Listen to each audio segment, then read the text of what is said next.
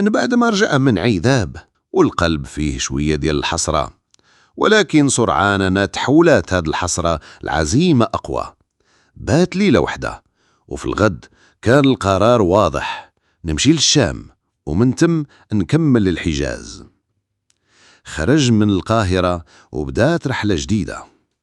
هاد المرة طريق طويلة ولكن معروفة بالحضارة، مدنها عامرة وزواياها عامرة بالعلم، والدروب كلها عامرة بالحكايات. أول محطة غزة. يا غزة، وصلها مع غروب الشمس.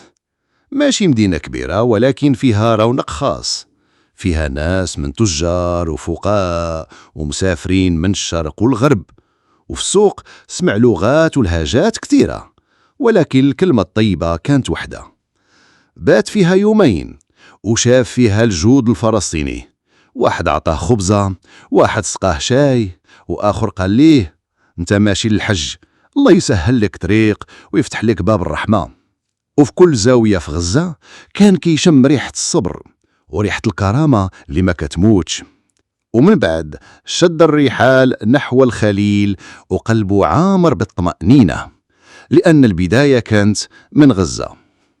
من بعد وصل الخليل، زار قبر سيدنا إبراهيم عليه السلام، وقف قدام الضريح وسكت، ما قال والو، غير دموع خفيفة طاحت من عينيه.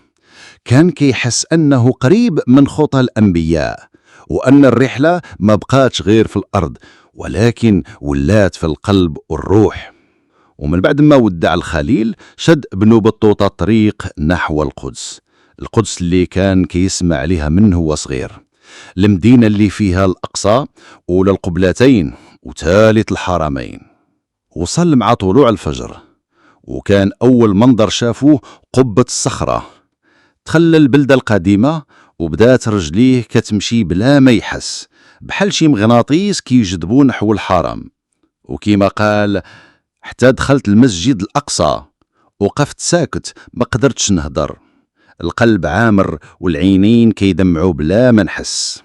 بات أيام في القدس، صلى وتلاقى مع ناس من الشام واليمن والمغرب، كل واحد جاي حامل دعاء والأمل وحكاية.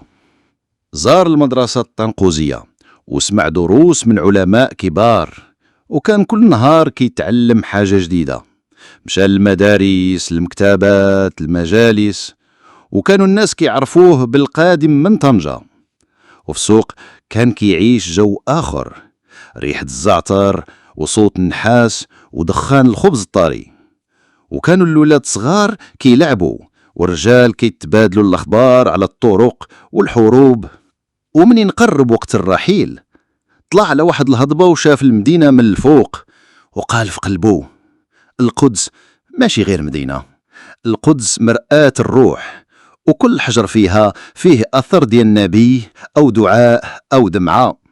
ومن تم ودعها على رجليه، كمل الطريق نحو نابلس، ومن بعد منها نحو دمشق جوهرة بلاد الشام. حتى وصل لدمشق، مدينة فيها تاريخ، علم، جمال، ساحات، أسواق، حدائق وناس، كل شيء منظم والناس متخلقين. قال فراسو هنا كتبان الحضارة الإسلامية في أبحى صورة. عجباتو المدارس وحضر دروس وتعلم، ولكن الوقت كيجري والشوق للحج باقي شاعل في قلبه. فقال الطريق سالكة من هنا نحو مكة عبر درعا ومعان، ومن تم المدينة ومكة. ولكن قبل ما يكمل كان خاصو يستعد، لأن الطريق من الشام للحجاز ماشي سهلة.